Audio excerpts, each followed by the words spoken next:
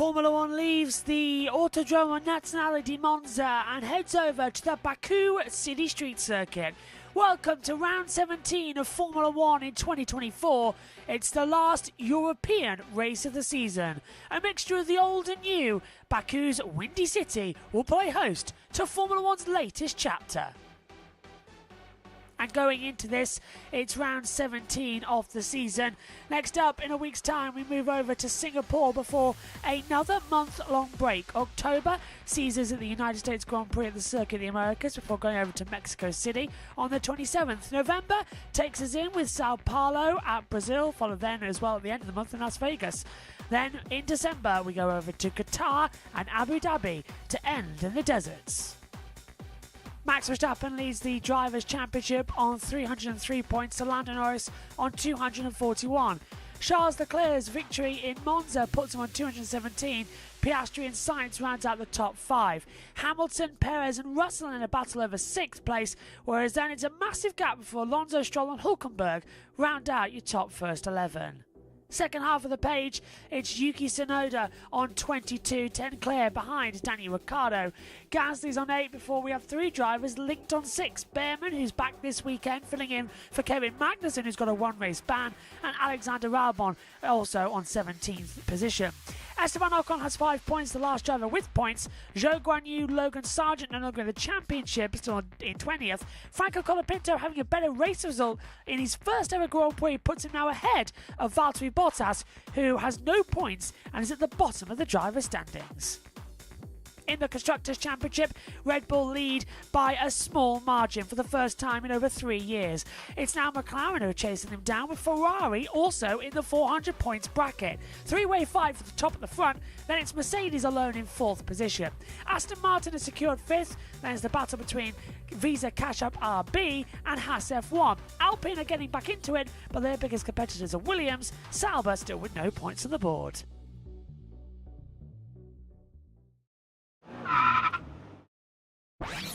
Let's take a look around the Baku City Circuit here in Azerbaijan. 3.730 miles, 20 turns in total, the longest straight in the history of Formula One.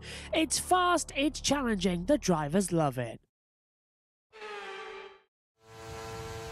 Under the Rolex line at 8th gear, maximum RPM as you head downhill towards turn 1. Slam on the brakes, down to 3rd gear, flick the car in towards the left. Pick up the exit curve to get as straight a line as possible, down towards turn number 2, another 3rd gear corner. Front always wants to drag you out wide as well. It's hard to get a good exit as you open up the DRS and head down towards another left-hander at turn 3. Good opportunity for passing here with late lunges on the inside line, but it can go wrong, and it tightens up as well from here on out. Turn 4 is your first opportunity on the circuit to go right. You're still in the new part of the city as well, surrounded by the new modern machinery buildings. But that's all about to change. 5 and 6 chicane starts to lead you into the old city. It's on the same part of the motorway as the start-finish line as you head back up towards the beautiful towers in the distance.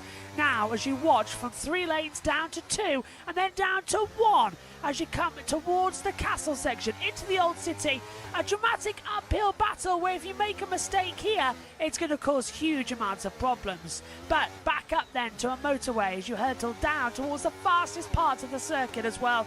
Make a mistake through turn 12, the rear steps out and you slam into the wall. It's a battle of nerves as well as you head into a downhill braking zone from 8th gear to 3rd into a very tight corner. Sudden drop downhill, it helps grow gravity, but it's detrimental in the braking zone. Flick the car in again to the left, and now you are flat out all the way back towards turn number 1. Still navigating through these parts of the corners of turns 21, 22 and 23. Get it wrong, drift into the barrier, input puts you on a downward path. But at the same point, don't get your DRS point exactly right. You lose about 2/10 as you're constantly gaining speed over 200 miles an hour up to the line. And that is a lap of the Baku City Street Circuit.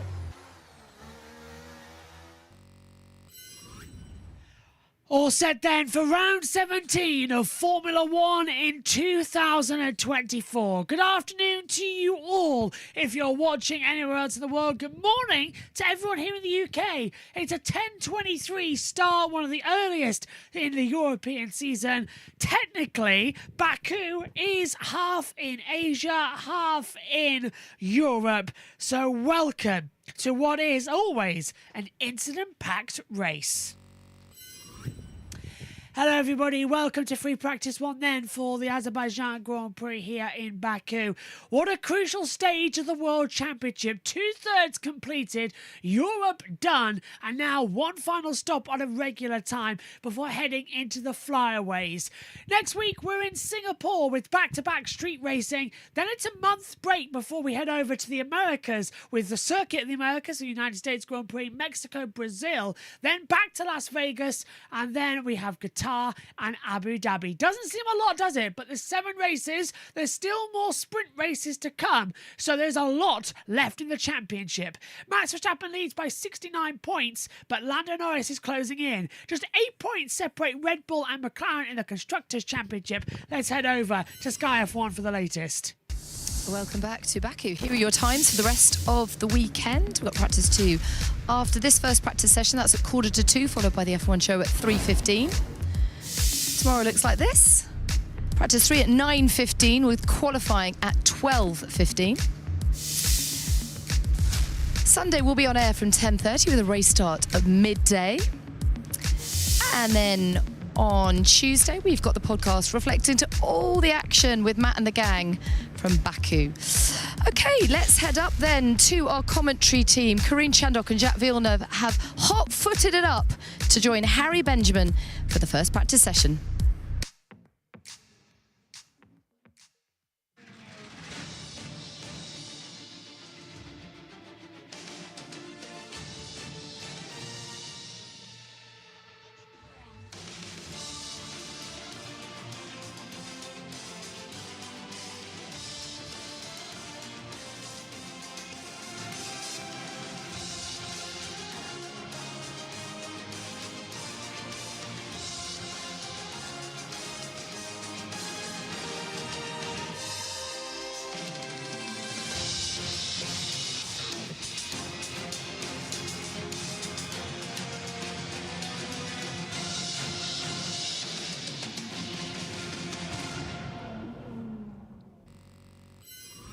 Baku is the Windy City, and there's no better place for a race. A mixture of old and new seems to be a custom of what 2024's Formula 1 season is turning out to be. Max Verstappen and Red Bull, same old, same old. The new guard coming back. McLaren just 8 points away in the Constructors' Championship. Ferrari having a resurgence. Even Mercedes just tailing in 4th place in the Constructors. The new sits in the old, divided by a motorway that connects the two. The old sector, sectors 2 and beginning of sector 3. Classical with the castle section. DRS zones in the modern city though, past the Parliament building. High elevation change here at 26.96 metres, but it is awesome here in Azerbaijan. Hardest tyre compounds as well to avoid any failures. Hard C1, medium C2, soft is C3 of a lap time as well. 10% chance of rain, and we had a little bit of that this morning in F2. So green intermediate and blue wet weather tyre. We welcome you up to the commentary box. Josh Birch alongside you in the commentary box as well. Megan's on her way down here to the booth as well. We look down at the city up here in the commentary box. A wonderful architectural dream, this city as well. Azerbaijan always gives us a mixture. They call this place a new Monaco. The amount of people that live here as well in terms of booming, with Azerbaijan being famous for oil. Baku certainly is the venue to watch. The fantastic buildings that surround here. Temperature, it's okay. 29 degrees Celsius, that's 84 Fahrenheit. Track temperature's at 43 degrees, it's 109 Fahrenheit. 37% humidity.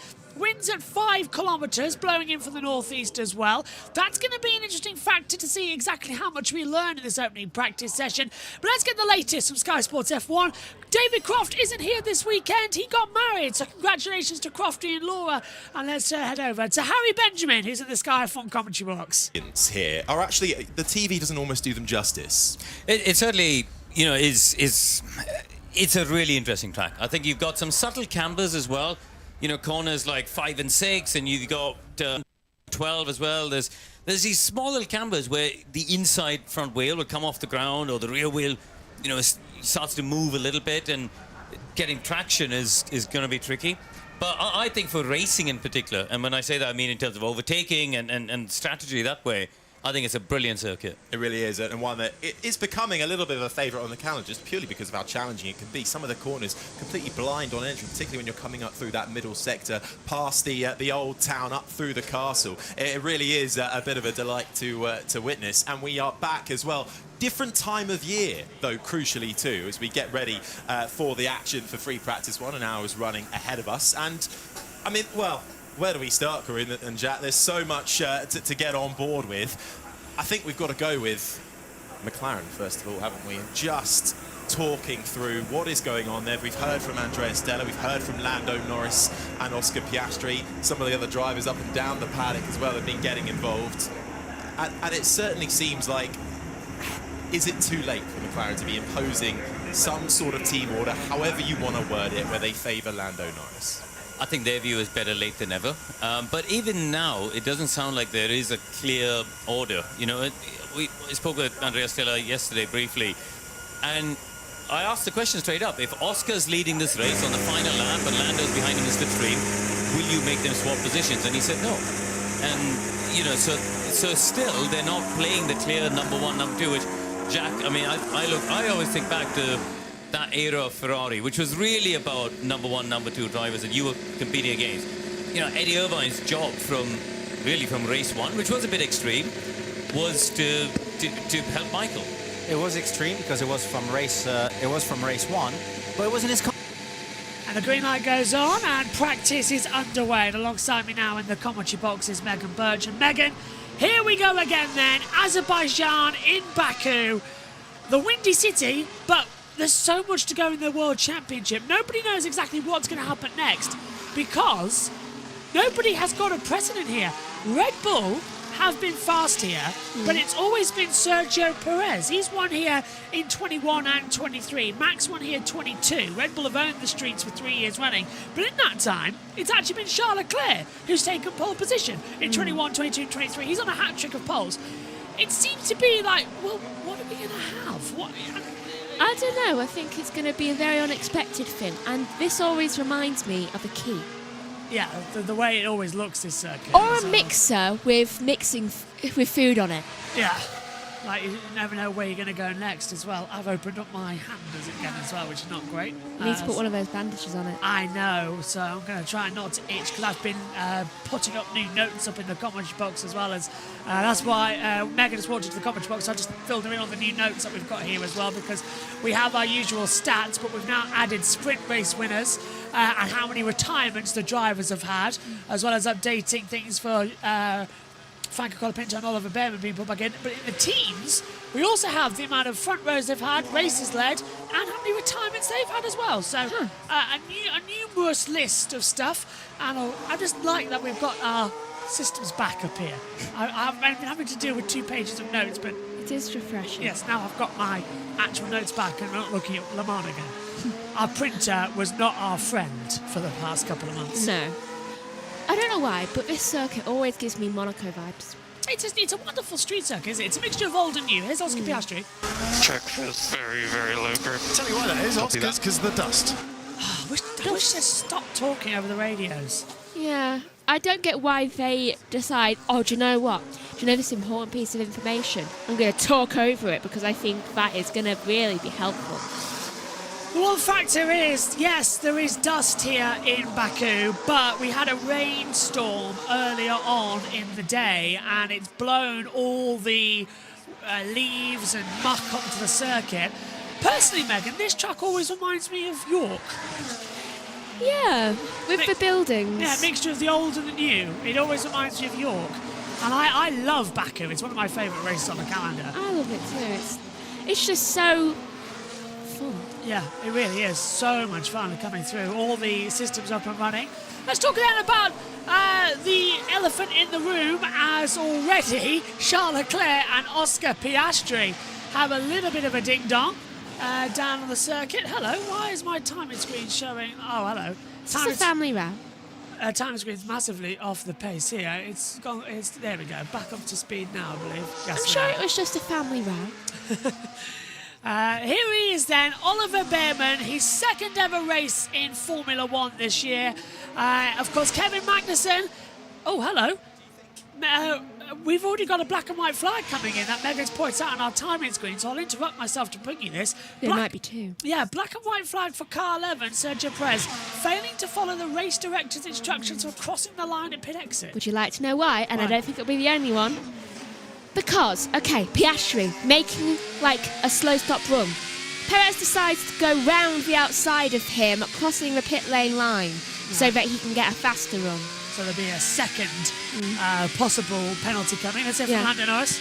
It's super easy to turn right and harder to turn left. It doesn't feel symmetrical. That's going to affect. That'll be.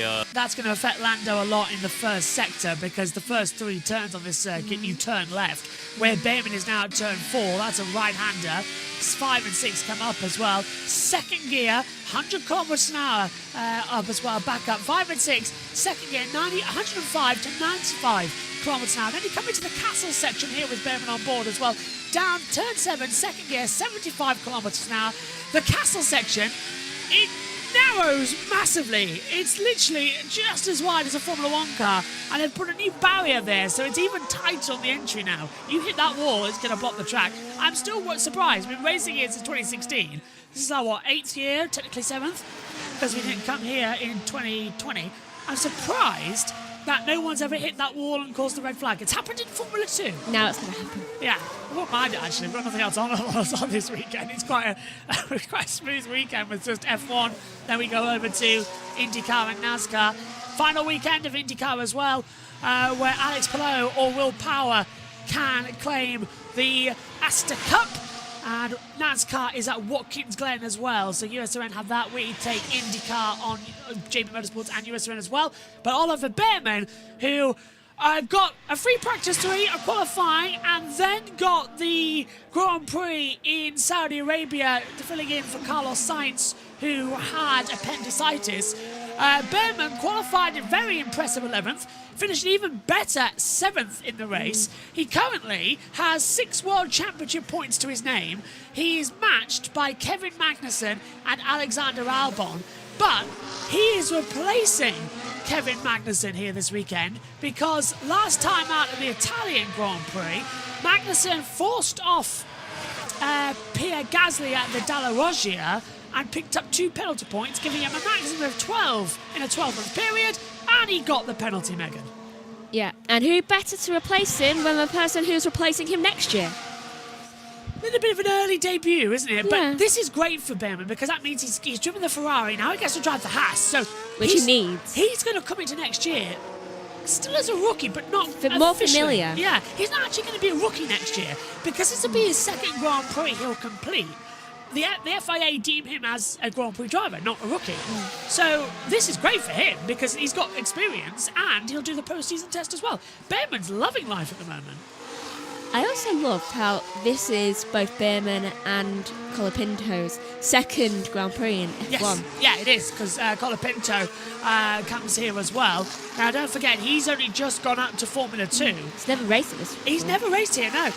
He's had no data here at all, so this is his first laps. He's told us that he's going to spend this session doing as many exploratory laps as he can possibly do. He's been in the simulator down at Williams as well. He's been trying to get as much data as possible.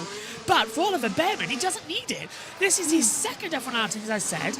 But last year, he completed the perfect weekend in Formula 2. Pole position, won the sprint race from 9th on the grid, had pole position on for the feature race on Sunday, won that, got the fastest lap in both. It was a grand slam. He topped practice, qualifying, sprint race, feature race, and fastest laps in both. The only driver in Formula 2 to do the perfect weekend and a total grand slam. Oh, yellow. And who's that? That is Valtteri Bottas and Fernando Alonso. They're too slow down at turn 1. It's Bottas who's going slower, and our timing screen has gone green now, so I wonder if that was just a lock-up at the first corner. But yeah, Possibly. Behrman, he dominated. I'm expecting Behrman to get points, you know. I know that's a bit thing, Maybe but there's even a possibility to start the rounds that he could win it. in a Haas, Stranger things have happened. you could say that again. We've had 7 different winners this year. Last year we only had, what, 3? Not one of them is Sergio Perez. No, he's the only driver not to, but Perez does come here with a better stat. He's the only driver. Let's say, first of all, is this the Williams Colapinto? Yes, it is. Yeah, I thought I saw something fly up down on the backstretch a few moments ago. This is Valtteri Bottas, a driver who has managed to be 22nd in a 20-driver championship. Literally, if you think that's bad, his results 19, 17, 14th twice, out in China, 16, 18, 13, 13, 16, 16, 15, 16, 15, 19, 16. So he's had 2 13th place finishes in Monaco and Canada.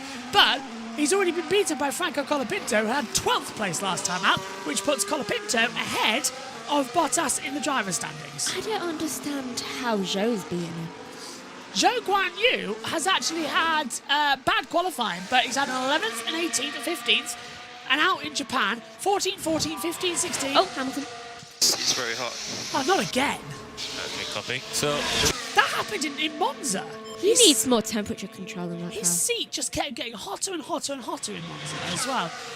But yeah, I want to talk about that in a few moments actually. So I'm going to take a photo of that stat on our screen. But yeah, for Zhou Guanyu, he's had a best finish of 11th in Bahrain, and he started at the back of the grid on that one. So the argument goes, Didn't a lot of people crash out there?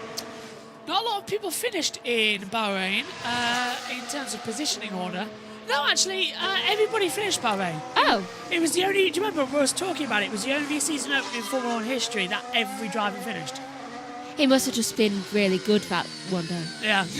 I think, yeah, pit stop strategy helped him an awful lot in from what I remember. But, yeah, so Zhou Guanyu, with that 11th place at the start of the season, has sort of put himself 19th in the standings. Sargent is still 20th because he's had an 11th place as well. The bottoming level is quite high. With the high speed, it's not exactly straightforward. Understood. Yeah, Sargent's in 20th because he had an 11th place finish at Silverstone, but Bottas has never failed. He's failed to finish higher than 13th all year long. So with no points, he's now last. That is embarrassing. I mean, I know it's ridiculous, but it really is bad, isn't it? It just keeps getting worse and worse. It is. So, just quickly, as we take a look at Lando Norris completing his first lap time in this session as well. In the last 5 events, McLaren have scored 170 points, Ferrari 116, Mercedes 96, Red Bull 91. And Megan, you said to me during the week this stat. It's just come up on the screen as well as we hear from Lance Stroll. This is not a car. This is not a car right now. Lance Stroll. Is it a bike? I don't know. Lance Stroll, following in the footsteps of Donald Trump, it seems, as well. He'll be saying they're eating dogs next in Springfield. Won't surprise me. Max Verstappen goes top, 147.214. What's Homer doing now? Oh. How on earth? What is he on about? It's not a car right now. He's not driving a car. What's he driving then? A tank? I would have thought as an F1 driver he should know what a car is. Yeah, it's got 4 wheels. And he'll be saying the Earth's flat next. Do you know what's funny? I've seen a flat earther who actually accidentally proved that the world was round. Yeah. I've seen the same thing. Hello, Philip. Philip Ribbon says, watching while preparing for my Friday shift. Good morning to you over there in America. My goodness, it's 5 a.m. over there, 5:42 a.m. Or is it 4:42 a.m.? Something over there. It depends. There's 3 different time zones, maybe 4.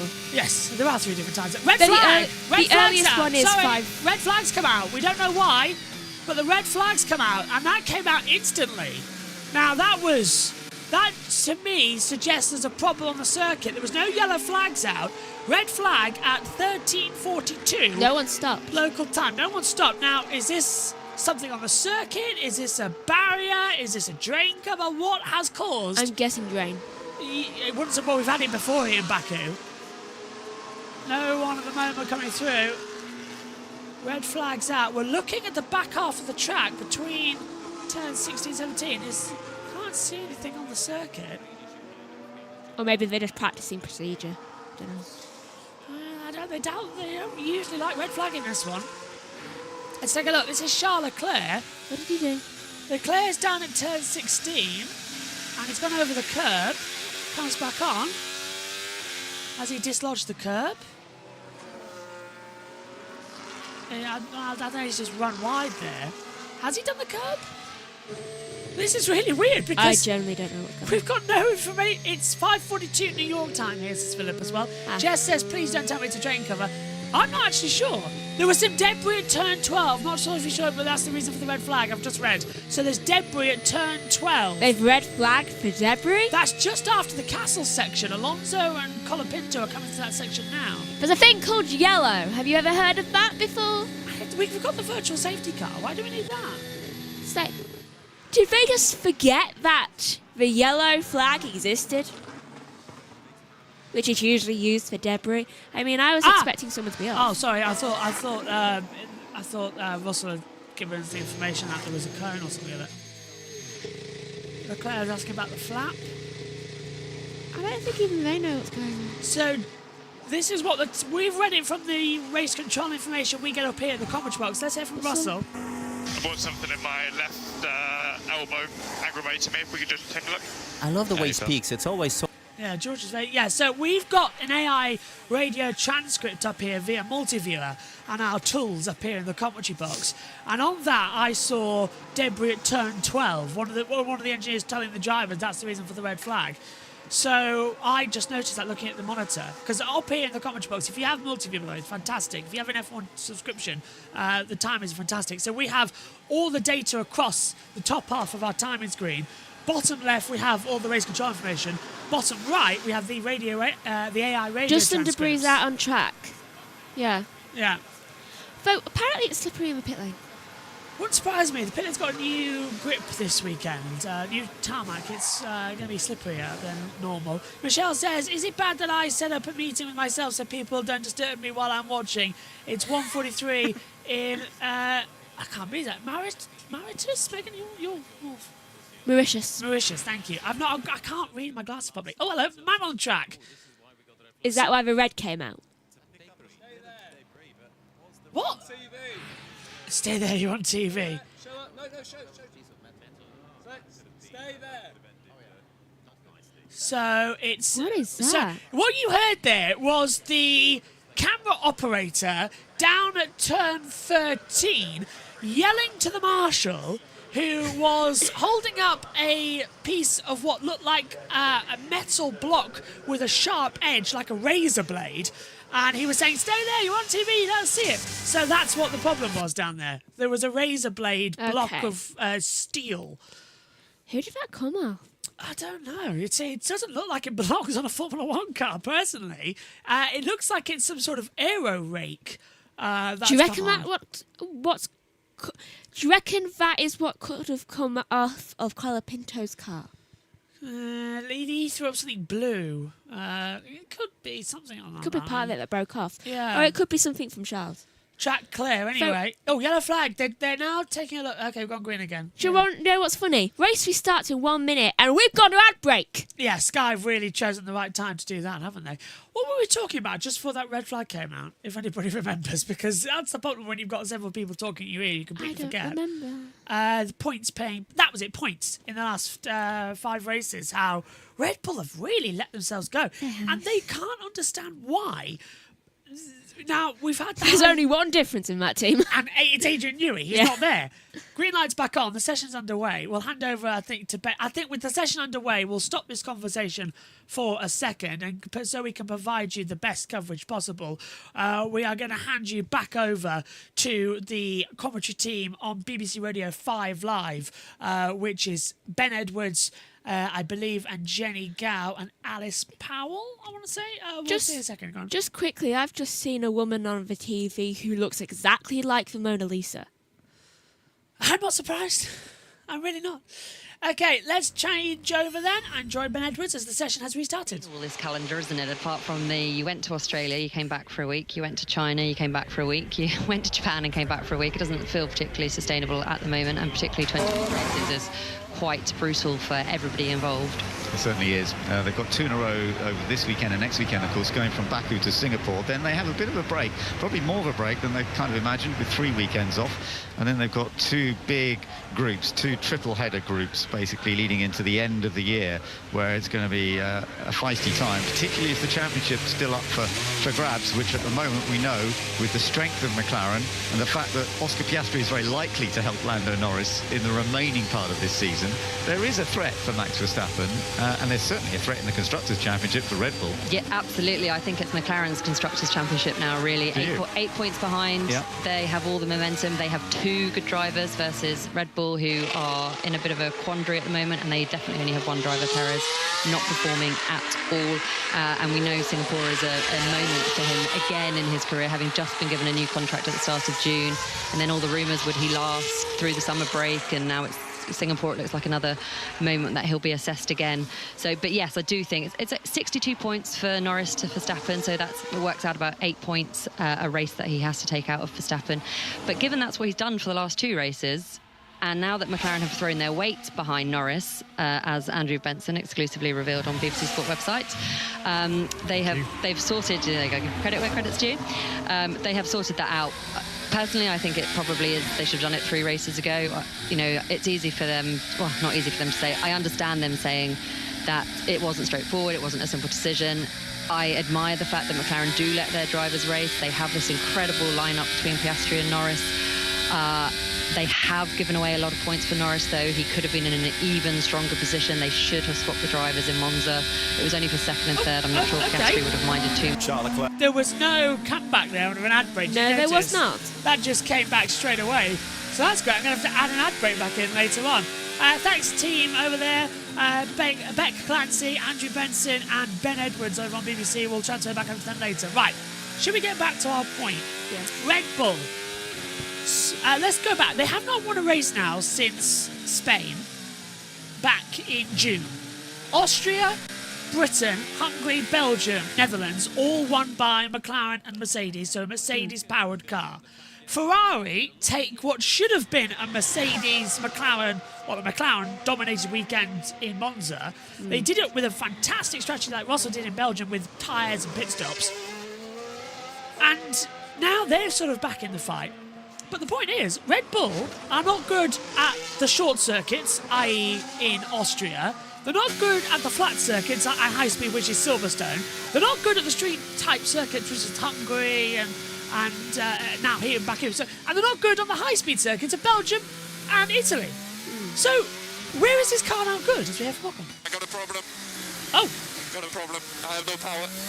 Okay, understood. Jeez. Esteban. Ocon with no power. Gasly feels like he's on ice. What is happening over at that team? As Ocon, where is he? Sector 2. Ocon is...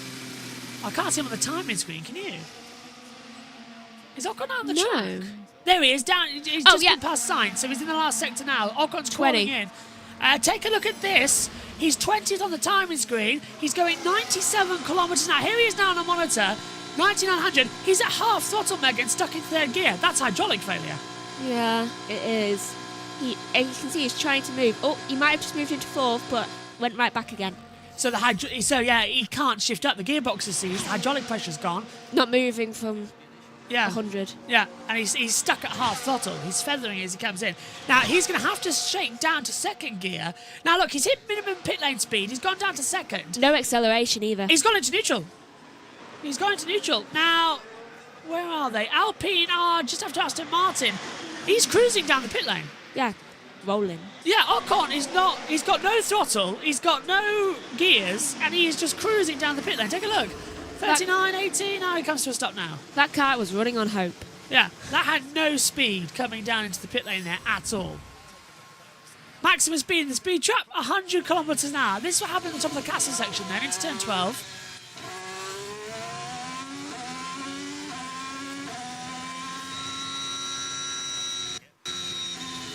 Turbo whistle. Yeah. Oh, and that's Carlos Sainz off. What happened there? That's at the castle section. It's down at turn 7. He's locked his brakes and gone straight on. Double yellow now as he gets going again. Shouldn't last too long. And away goes Carlos Sainz. No, I saw yesterday he had a very interesting greeting for Lando. Oh, and Albon's gone off. And he's got going.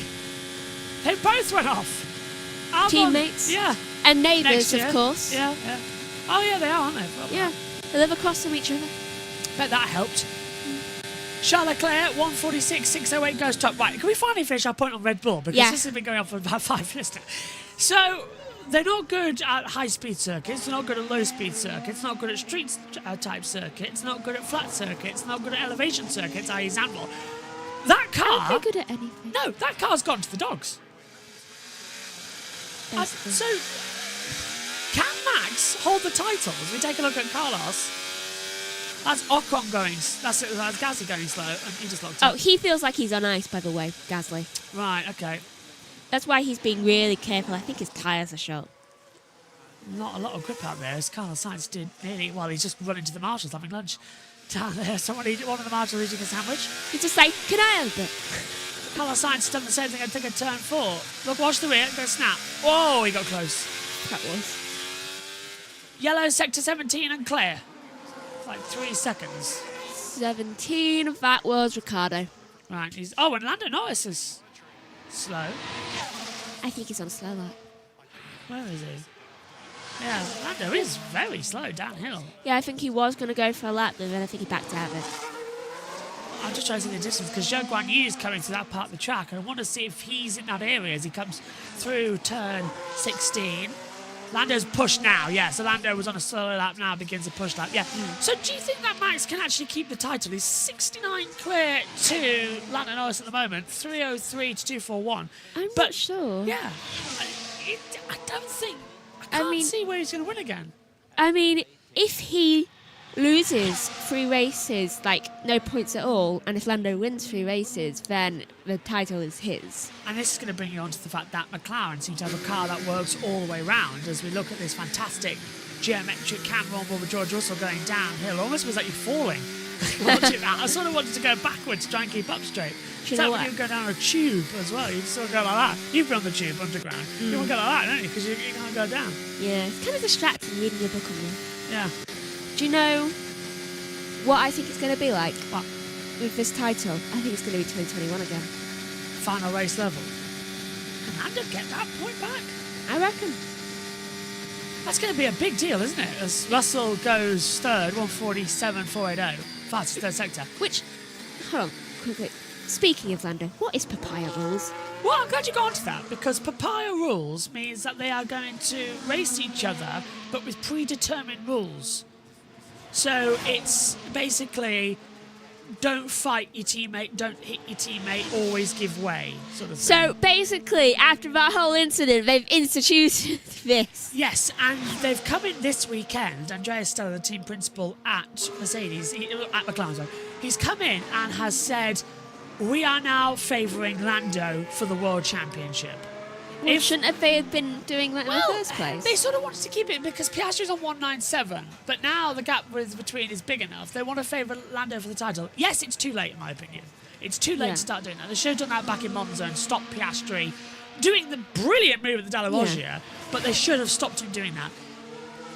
But Piastri's got to make his name for himself as well. So now He can make his name for himself, but they've got to realise that this is a title fight. Yeah, and it's a constructors' title fight as well that they've both got to keep an eye on. It's their job to win it, and they can't just be like... Double yellow, sector 16. Someone's off in the castle section as well. And it's into the wall! He's an idiot again! Charles Leclerc has hit the wall, and shades of 2019 as the red flag comes out again. It's at turn 15. We were just talking about how tricky that braking zone is. You're coming from 8th gear, 295 kilometres, downhill braking to 3rd gear at 130 as you clip the apex. Downhill braking zone. I think the red flag's out. He's locked up and gone straight into that wall. And Charles Leclerc, at the scene where he crashed in the castle section in qualifying in 2019, calling himself an idiot, he's done it again! Look, he's locked. He's not even made the apex. That's locked in on turning. That's just so funny. Double lock up as well, so that is really... The guy who's topped the session has just hit the wall. And on the last lap, Verstappen did a 1:46.638 and went second fastest, 30 thousandths of a second back. Oh, Charles. The man has been on pole here 3 years running. Might not be starting the weekend the way he wants to. Let's take a look at it. Brakes. That's really weird. It locked mid-corner. So he's downhill. Locks the inside front left. The front right goes at the same time. But that was mid-corner. It was. You're not braking at that point where he's locked up. Oh, no. What's happened? Yuki's just said F word, F word. He's picked up debris and punctured it then. Dead. No, I took the dirt on the outside. On the outside. Okay, no worries. Yeah, I was thinking what happened there as well, because that's a really odd place to lock up. I reckon, as he says, he's took the dirt. He's gone wide. He was wide coming in, he hit the apex. I reckon he's touched the dirt and thought, oh, I'm locking up here. So as he's released the brake pressure, he's realised he's not, and he's still going too quick, and he's locked back up again. But those tyres do look nice. Yeah, that rear tyre is a bit weird, isn't it? Charles Leclerc, who's had a total of 21 retirements in his Formula 1 career. Oh. What? Oscar Piastri's lot just said that's all for today. Are they not bringing him back out? With half an hour of the session to go, they must. Well, I did notice that Ted said that there was a problem. Maybe they're going to focus on fixing the problem. Yeah, because we were looking down at the rear of the car, didn't we, as well? Okay, that's going to be something to keep an eye on as well. Here is Oscar Piastri. We just missed it. Tell you what, let's take a look at Oscar Piastri on our onboard mix and see if they're doing any work on the car, if we can see it. Now they've turned the camera off. Yeah, so they are doing work. And see the multi-screen as well, because I want to know what's going on down there. Here we go. Oscar Piastri, top point scorer the last 6 races. Well, it doesn't look like they're doing anything bad, does it, Megan? We're looking at the timing monitor. Let's go battle screen. He's still in the car. I reckon that's going to be okay, don't you? Yeah, they might just be doing some checks and they might expect it just to take a bit longer. And I've got to leave. Yes, you go. We'll head over to BBC Radio 5 Live. Be back in a minute. Should be fine. The car doesn't look too badly damaged. Looks like a front corner and front wing, really. That Ferrari should be able to repair that relatively easily between the 2 sessions. So as long as he doesn't do it again, I think it's probably not going to harm him too much. He's missed the. What will happen in the rest of this session is that most of the drivers will go out and do a slightly quicker lap, and then there'll be a bit of race simulation running at the end. He's missed out on that, but it's only half an hour, so it shouldn't harm him too much, I don't think. Well, we shall see. Beck Clancy with us as well, editor-in-chief of Motorsport. Beck, just thinking about Red Bull a little bit. I mean, there's been a lot of writing about Red Bull this year. There were the controversies in the early part of the year with Christian Horner, which has all gone a bit quieter. Max Verstappen started the season off very, very well, but has had this bit of a dip. But what we're seeing today in this free practice session, Verstappen has been looking pretty competitive, hasn't he, so far? And Red Bull, I wonder, are they going to suddenly start coming back a bit more strongly than we have seen in recent times? It's definitely been a blip, hasn't it, this year for them, the last 5 races. So I don't fully buy into this, that they have completely fallen away and that they're not still going to be competitive. They still have Max Verstappen, who is an astonishingly good driver. They do have some problems with their cars. Andrew mentioned it earlier, in the 18 years, I've never really known them as a team to bring upgrades, which turn out to be downgrades. They definitely don't understand the floor in the way that they would like. I think you can't really argue about the timing of it all, with Adrian Newey departing and them not really being able to solve their issues with the development of the car. Normally he would come in and he'd get his pencil and paper, as he likes to work, and he'd work out the problems and it would all be resolved now. And that isn't happening. But we can't get too carried away that they're saying that they're falling away completely and going in completely the wrong direction, because Max Verstappen was on pole in Spa and he was quick, very quick, and he had a penalty, so he did have the penalty, so he had to start further back. But that wasn't his fault. Yeah, not his fault at all. And he does look very quick here. He's been pushing very hard. They are a team of winners who know how to win, and there's a lot of arguments over at Lua, looking at the McLaren now, Piastri, that McLaren have struggled with their success because they don't really, well, one, it crept up on them and they weren't really expecting to be in the position that they're in, and they also don't have a team of winners who have the experience of winning, I should say, unlike Red Bull, who have had everything thrown at them in the last 18 years and have had success, and then they've fallen away and then they've had success again.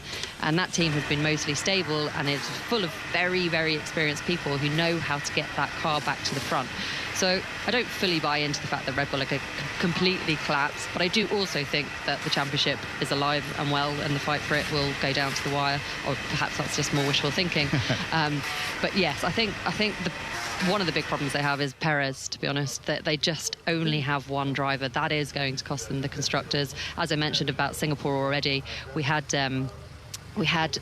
Williams calling up Colapinto, but we know that they had a conversation with Liam Lawson, well, with Red Bull about Liam Lawson, but Red Bull didn't want to let Liam Lawson go just in case they still need to put him in a car before the end of the season. They don't know, does Perez need replacing? Is Lawson the right option? You know, we know he's not very experienced. Do they promote someone from RB? So there's a lot of moving parts within that Red Bull stable. There is, and I agree with Becky, and I think that personally they should get rid of Sergio Perez and put Yuki Tsunoda up in that position.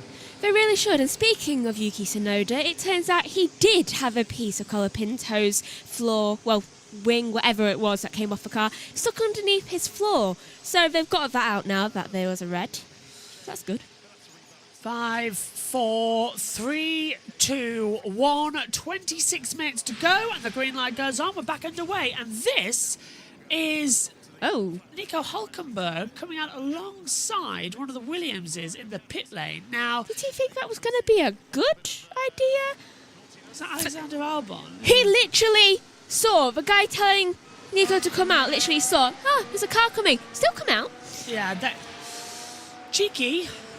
And he got ahead in the end, and it was Alexander Albon who's let him pass on the order. Colapinto and Albon had to lay out as well. Hülkenberg's going to do a practice start. For a minute, I thought he was in the wall. And away he goes, blowing up the rears. I was very stupid when coming down the stairs just a minute ago. Because, you know, walking down the stairs, you know that final step? I missed it. And I just put my foot on the ground. I was just like... Would have paid to have seen that. But I wasn't thinking that, there's another step. My vertigo plays havoc with my perception. I was about to say, is that your vertigo going wrong? It's just like, no, this stair doesn't exist. And now you're going to fall because of it. Now, we were talking before that red flag about Red Bull and whether or not Lando could win the championship and whether it would be an Abu Dhabi 2021 situation where they're going level on points. I don't think it's possible for them to be level on points. But close in points. Close in points, yeah, definitely. But I don't think, as we were hearing there from Beth Clancy on the B25 Live, I don't think Red Bull are going to win the Constructors' Championship because they've only got Max Verstappen, whereas McLaren have 2 race winners this year, Lando Norris and Oscar Piastri. True. Sergio hasn't won here since last year here. Oh, I've just thought of something. They're prioritising Lando now. Yeah, for the championship. Which means now they don't really mind where Piastri comes, meaning that they're going to place him right next to Verstappen all Every the time that they can to make him run interference, and possibly, because I know some do this, yellow flag out on the track, they could make him crash out. Lance Stroll off at turn 1 and has continued. It's probably something to Bottas. He's got to do a loop around. They might make Piastri try and make Max crash out, because teams have been known to do that before. It's not like Max Verstappen is a crasher or anything when racing for position, is it? Exactly. Austria, And every other time. If they can't make him crash out, they're going to try and make him get a penalty. In every way they can. At least I would. There's just so much on Max Verstappen not being a crash Stappen, they call him, don't they, on social media as well. But they do. I don't know. It's just the fact that the modern Formula 1 driver set don't have any class. That's what I've noticed. They've all come up through the junior formulas. Hothead. They don't have class with wheel to wheel. They don't know how. Instead of battling wheel to wheel and a good duel used to be that. It was like fencing. It was a fantastic duel to watch. Both being fences, we should know. We've gone from the prequel trilogy of Star Wars, where it's fantastic. It's a fantastic show. Beautiful. Too. And we've gone to the sequel trilogy, where basically it's just swinging around as much as you can. I'm going to see how much I can do this. I mean, I like the sequels, but the choreography, I think there's only one person who truly actually managed to get the lightsaber fighting right, and that was Adam Driver. Yeah, and that's the point. There is no choreography between the battles anymore, because instead of, okay, I'm going to do a dummy on you here and I'll brake late and you're going to cut back to on the inside, like we see in MotoGP, where there's constant good battles. In Formula 1 it's just bang, bang, bang. Oh, you're coming up here, are you? I'll just turn in. The moving under braking that Verstappen did on Norris in Austria as well, twice.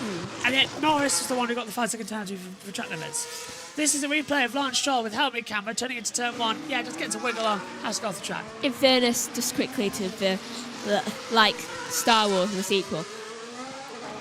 Two people we also saw pick up lightsabers. They were portrayed as never having picked up lightsabers before. So I guess that's one reason why they portrayed it like that. Yeah, but even Luke. Yeah, Luke did do a bit of that, though. I love Malcolm. Malcolm goes fourth, 147.135. Rest in peace. He never had training. Yeah, rest in peace to James Earl Jones, a fantastic actor as well, who passed away in the week. Sergio Perez's weekend might put a change here to 146.586. He's gone fastest. I was reading a Star Wars book with Darth Vader when I found out. Yes, you were actually. He was literally on the page. I'm fed up of telling you that people have died. Yeah. I'd say your Dumbledore had died earlier on in the year, last year. Yes. Piastri is top, 146.282. Also, there's been 2 93-year-old celebrities that have died this week. Yeah, that's true. Coincidence? McLaren 1-2. Norris on a 146.027. So, Verstappen, they're on soft tyres. Well, okay, even that's worrying that Norris is 5 tenths faster than Perez on a soft tyre run. Let's hear from Ayo Karamatsu, the TAS team principal. He's with Harry Benjamin. I'm sure you're currently 7th and 8th with Oliver Behrman and Nico Hülkenberg. First of all, let's focus on Ollie. A lot for him to get up to speed with. How's his session panning out? He's doing great as usual. We talked quite a lot about building up because especially FP1, this circuit, track conditions very poor and it's a street circuit, right? So yeah, and he's doing that perfectly. So yeah, can't fault him again. Very good. And in terms of that learning, Ayo, is the run plan very much about trying to keep him on similar fuel and tyres to Nico, so there's a good comparison for him to be able to look at the data and just try and improve the learning? Yeah, absolutely. So our run program, tyre usage, fuel load, run profile, if you like, is everything the same. So keep providing Ollie with a good reference from Nico. Well, I just one thing as well on that little incident with Nico Hülkenberg, just edging out into the pit lane ahead of Franco Colapinto in the Williams.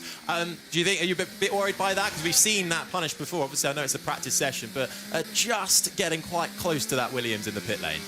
Yeah, it wasn't a huge incident, obviously, but yeah, we need to improve on that, which we will. And just want to come back to the wider picture, you know, in terms of your expectations. Obviously, Kevin actually had a good race, finishing 9th on the road in Monza.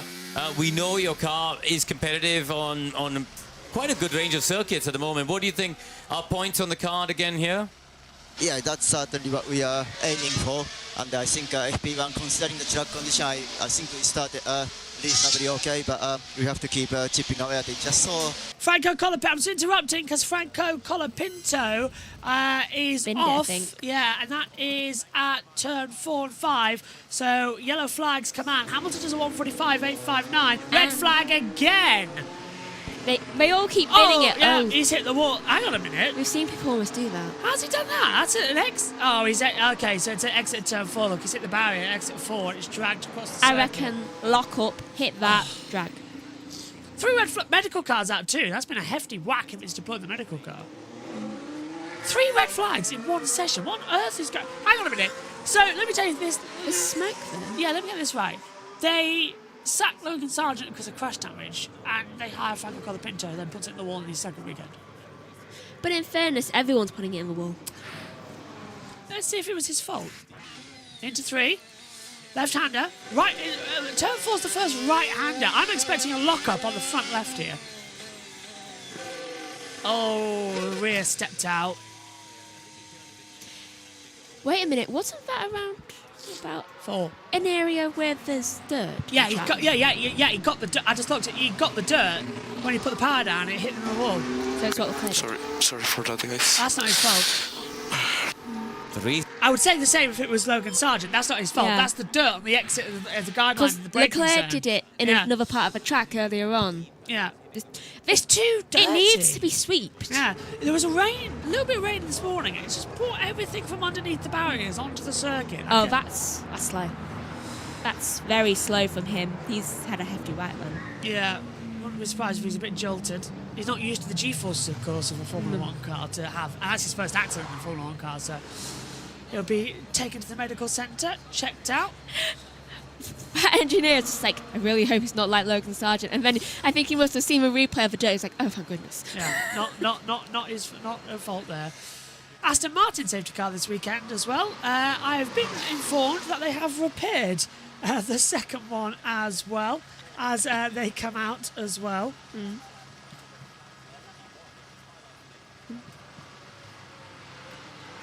Oh, forget it. I don't get what you're...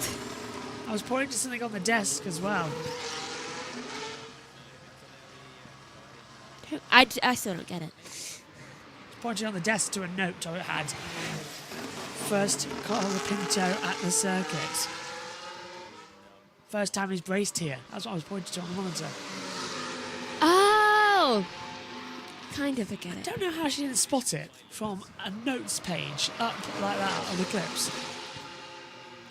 Because I'm still quite drained. Even though I got a full 7 hours. No, you didn't. Yes, I did. How did you get so... Oh, you used that before. Yeah. Yeah, right, good point. Because I've been so knackered from my first 2 days back at uni for my second gym. Seriously, I've been in bed straight away when I get home. We watched the Grand Tour as well. Yeah. So you want to point out. Lewis Hamilton coming in now. Lewis Hamilton boosted by Ferrari's win in Monza, proving that the car is still quick enough. It's just like, thank goodness I'm going to a team where they win. Can we just point out that Ferrari made a good strategy call for us? Yeah, I don't know how they did that. They're only ever good at Monza. Races beginning with M. Melbourne, Monaco, Monza. Marina Bay will be Carlos Sainz's territory then. Miami. Got Lando, third. Lando, yeah. In fact, if you want to go on that one, actually, Max, we had the M curse, didn't we? Where you didn't win at races beginning with an M. But then he didn't win in Austria, which is the Red Bull Ring. Then he didn't win at Silverstone, didn't win at Budapest, didn't win at Spa, didn't win at Zandvoort. As Colapinto's car is craned away. We're not getting much running in this. That's 3 red flags in one session for 3 cars hitting the wall. Hey, there's that Marshall that got the sharp piece. That's a very old shirt. It's a Renault F1 shirt from 2004-5. I thought that was the old F1 logo. Watch the rear then, Megan. On the wheel. There's the dirt. There's the slide. Yeah. Like, as soon as he hit that dirt, he began sliding. Watch it again from this angle. This is the best one. There's the dirt. Yeah. Yeah. It's colourful dirt, too. It's sort of like a sand, isn't it? Yeah. Well, near a beach here. Oh, such a big hit. Why was it green? So that's gearbox, that's engine. Yeah, Dr. Ian Roberts goes, well, the last driver I had back in here got sacked, so let's see how long you do. Just like, I'm only in for half a season. Well, you're better than what he's doing then. 9 races, wasn't it? Something along those lines. So, Norris and Piastri, nothing much between them at the moment. What was it, 0.3 of a second? Yeah. I need Bernie Collins to explain that as well with the graphic. Okay, question. When I walk up the stairs mainly, and when I walk, I keep getting a pain right here. Yeah. What is that? It's a nerve, it's a tendon in your foot. I think I need to rest my feet then. You need to crack your ankles and you need to have a massage on your foot.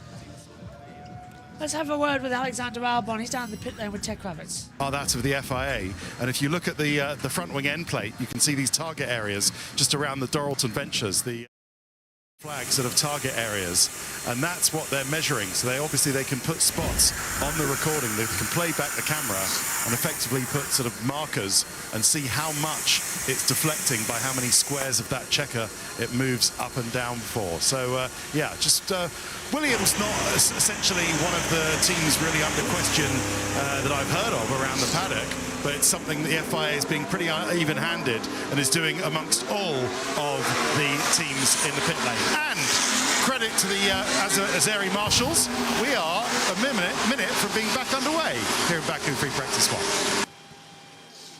Thank you, Ted. So, almost all ready to go again. Restart time has been confirmed in 55 seconds time. Speed trap. Stroll and Hamilton exactly the same. 200 mile an hour, but Hamilton ahead on 323 kilometres. Stroll 322. We haven't even talked about the big news about this session, have we? About that happened on Tuesday.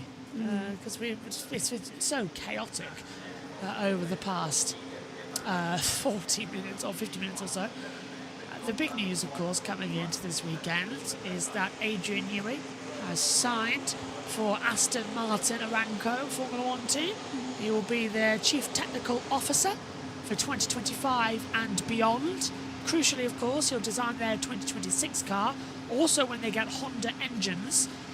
And also, they're looking to poach Max Verstappen for 2026 as well. So, Aston Martin, definitely a team to watch, I think, Megan. Huh. Go on.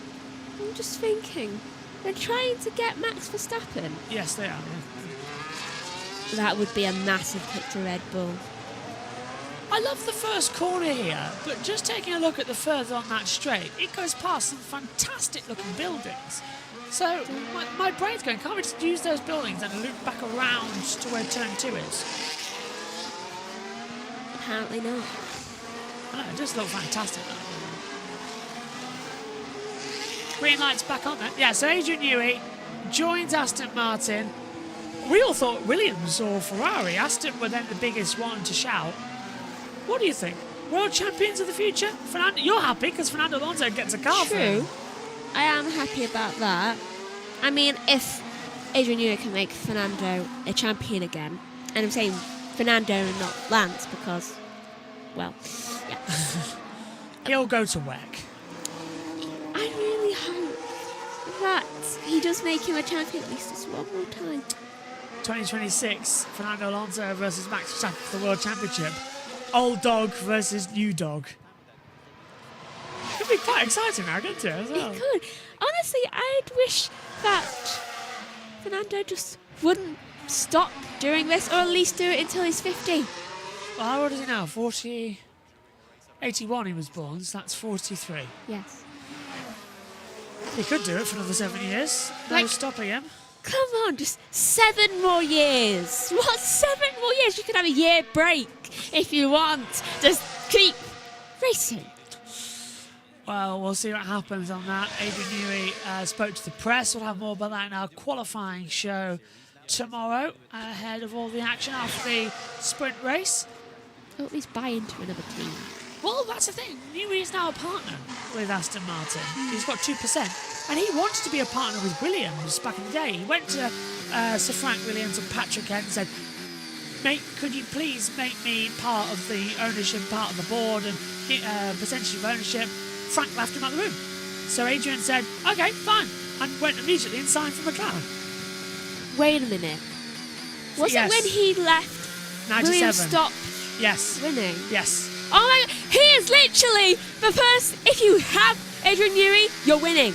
Adrian Newey left Williams in 1997, joined McLaren for 1998, and immediately won the championship. He is literally like the messiah of F1. Everybody gets Adrian Newey saying, oh, he was the one who developed the third brake at McLaren back in 97, 98. It wasn't. Adrian Newey came in 98. The third brake was added in 1997. The third pedal, which was an extra brake pedal. He's made use of it more. It was clever actually by the rules because that allowed you to brake the front wheels with the normal brake and the rear with the second brake. So you basically did what's it called? Heel and toe to brake. Heel and toe to brake, not to change gear. Heel and toe to brake. I can't do heel and toe. I can't do heel and toe. You've got to. It's not like that because you've got your throttle and then you've got the brake. So you got to go like that. But I can't do heel and toe because you've got to keep your foot on the brake and then talk with the Italians. He's got to go the other way. Yellow flag again at turn 1. This time it's Alexander Albon at turn 4. That's exactly the same. And he's fine. Great.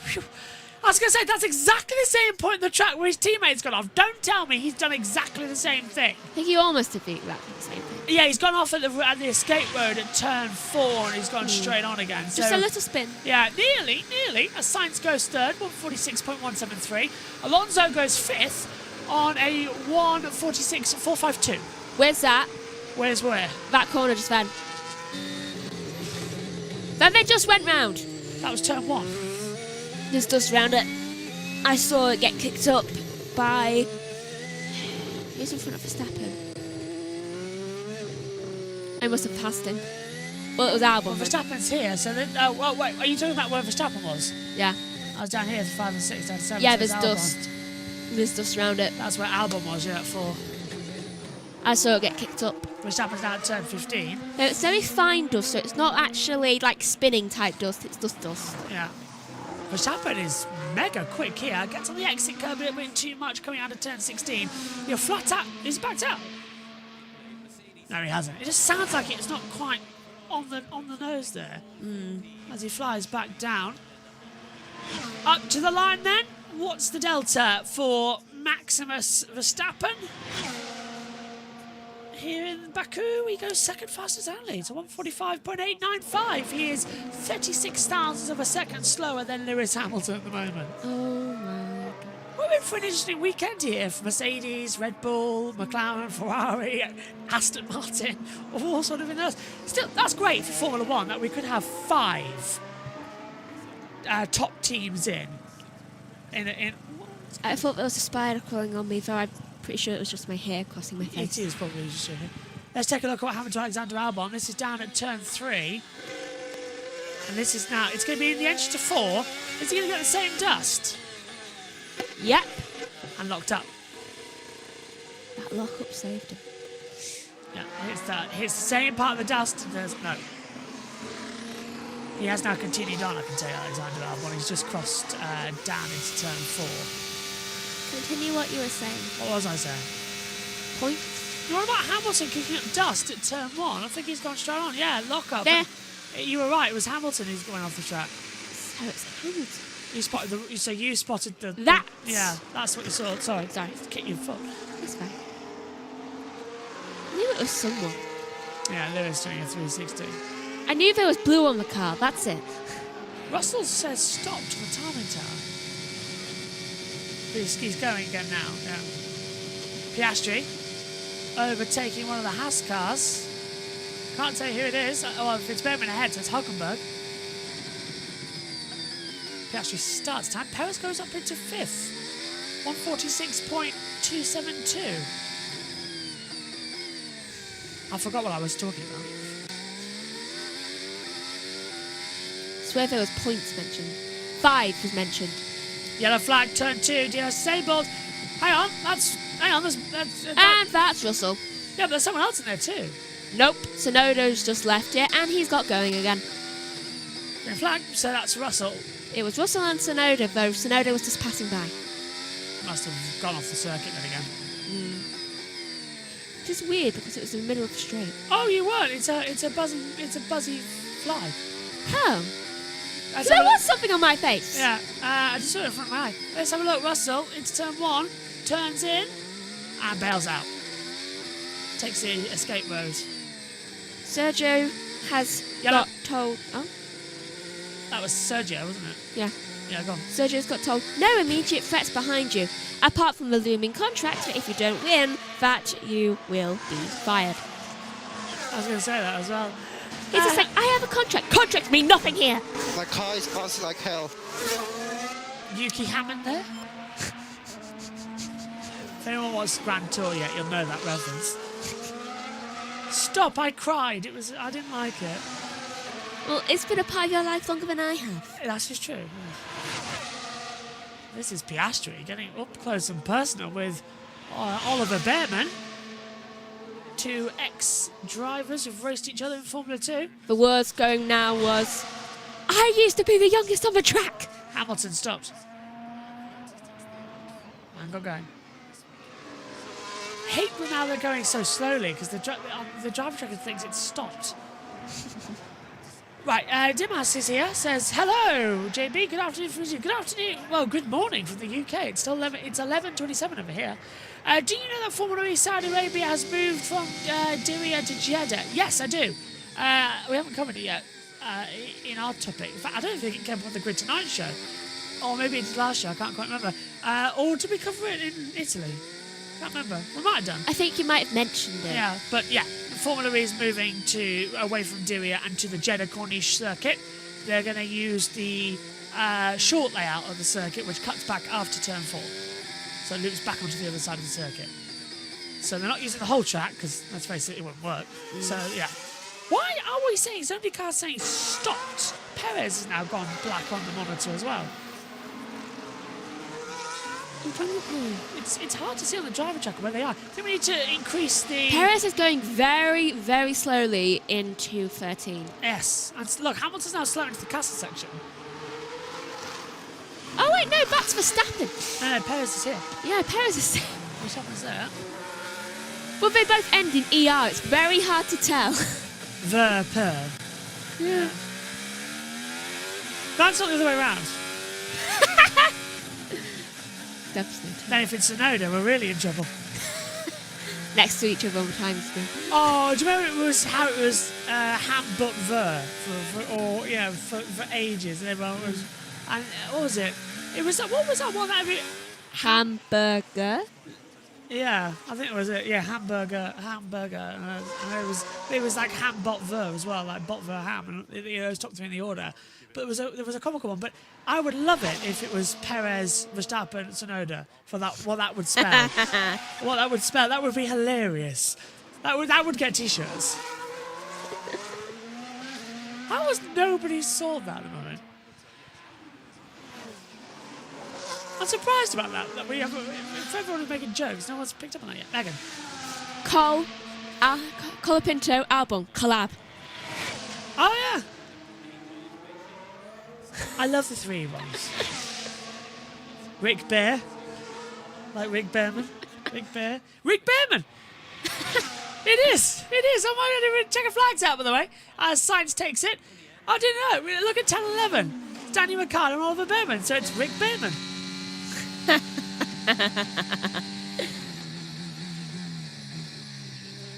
So we have gone Alan. Yeah. Verstappen's fast. Yeah, Richie's got it. What it would spell. Take away the SU from Sonoda, and then you'll see why everyone's giggling. Or just for you. Yeah. Yes. or actually, for it all to be together, if you think about it.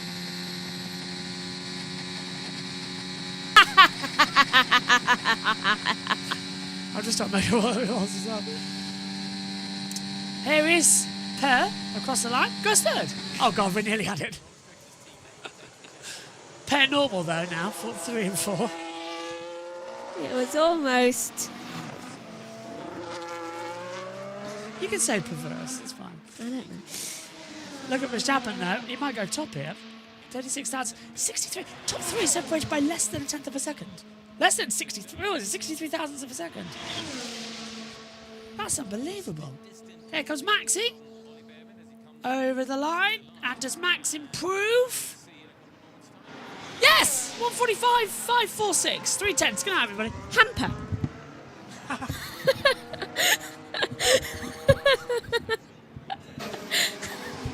Hamper Northside. Sounds like a really weird clothing brand. We're just going to have that all weekend now, aren't we? As well, just looking at it. Yes.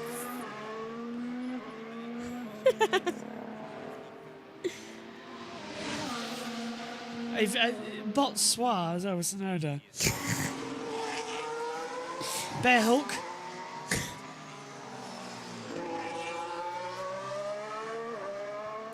Joe is the easiest one because it's like the bomb. It's quite funny actually what you can do. It's weird that we have these 3 name officials and we all know what they mean. And the problem is you can see them on your timing tower as well, so you know what we're on about. Yeah. Here's Carlos Sainz. Does he touch the wall? Oh, millimetres! Sapia? I don't know. Sapia. I think that's a font. Same as not 2 Alonso's. Hello. Carlos Sainz got... Oh, he touched the wall exit turn 7. Sainz is close to the wall at 4, touch the wall exit at 7. He'll hit the castle wall next. You know when you hit the wall as well, you can feel it.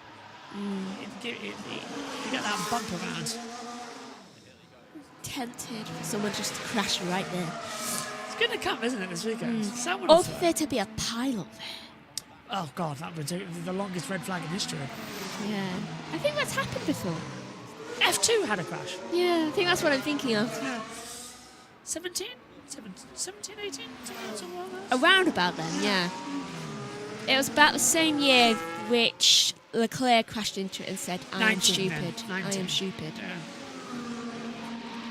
I think it was no, could have been Palmer in 16. It was around that time. I don't know the precise year. I almost knocked this. Never seen the television of the commentary box move before. I have. You went in there. Is it me or has it got a bit lower? Are you getting taller? No, it's just it's like I'm having to look down instead of looking straight on. In fairness, I do think it might have got a bit lower because I feel like it has. Because either that or I'm taller. Either that or I'm not standing the way I usually do. Me and Megan have a line in the commentary box that admittedly is now just sort of faded. In, but we have a line where we can stand in the commentary box. And we don't listen to it. And that's the green screen, isn't it, where we can stand. Or when we're presented to camera so we know our marks. It's been stood on so much that it's just gone. Literally, it's just a line. We need a painting where we can stand here. Hamilton Radio? Let's hear. Yeah, I thought Alonso or something like that. Yeah, Alonso was fast, double call fast, and then kept pushing sector 1 by the look of it. Yeah. I heard a car door. Could be. It's impossible. Lights are on. It's not one. Are we going to get the end of this session? Yes, we are. Oh, that's pretty. Mix of the old and the new here in Baku. Here's your results then from the opening session of the Azerbaijan Grand Prix weekend. It's Max Verstappen fastest, Lewis Hamilton second with Sergio Perez in third, Lando Norris is fourth, Carlos Sainz fifth, Oscar Piastri sixth, Fernando Alonso seventh, George Russell eighth, Charles Leclerc ninth and Danny Ricciardo rounds out the top 10. Oliver Behrman's in 11th and Nico Hülkenberg in 12th. That's not going to be embarrassing at all, is it? 13th for Lance Stroll, 14th Valtteri Bottas, 15th for Yuki Tsunoda, Franco Colapinto 16th, Alexander Albon 17th. That's not going to be embarrassing at all, is it? Pierre Gasly's 18th, Joe Guanyu's 19th, and Esteban Ocon, no time set. He's down in 20th position as well. The hamper. The hamper. The hamper nor. Just creating our own language at the moment, aren't we, as well? The on top. How very unusual in the 2024 second half of the season. Well, Megan, what did you make of that opening practice session here from Azerbaijan? I thought it was very good. It's a bit interesting, isn't it, how it's going to come about, isn't it, next on? Very crashy. And if they're crashing at that speed, well... Practice 2, that's at 1:45. Gets underway 2. We'll finish at 3 today. Very early day for us. Tomorrow, 9:15 a.m. You can join us for the action from practice 3. Qualifying. That's underway at 12:45. We'll be done by 2. Sunday, race starts as well at 12, so we're on it at 11. As I said, lights out at 12. And then we've got all the F2 action coming up for this weekend as well. So then, Megs, thoughts going into practice 2 later on today. When we get into race running, are we going to see some of the same? Yes. Yeah. Yes, we will.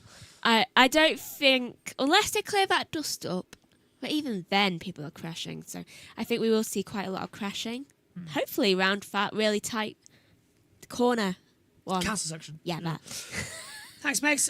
Meg's back with us later on. Richie's back with us for practice 2 as well. Still no JT this weekend. He'll be back with us in Singapore. But Jess is back with us for practice 3 qualifying and the race. And Omi's back with us for F2's action as well. So we've got a full house of team members coming for this weekend. It's going to be a lot of fun to be alongside everybody again. And I'll be the odd one out in the commentary box on Sunday as well with you and Jess, who have the F1 Academy lineup. That's this weekend? No, I'm just saying it's you two in the box. Yeah. Yeah. So, Corinne Channock nearly murdered Jacques Villeneuve. Trying again. Not the first time. Okay, thanks for company then, Megan, as well. So, first practice completed then here in Azerbaijan for the Grand Prix weekend. It's Max Verstappen fastest by 0.3 of a second, but a very disrupted session here with 3 red flags. Join us later for all the action at 1:45 here, British Summer Time. See you later. Bye-bye.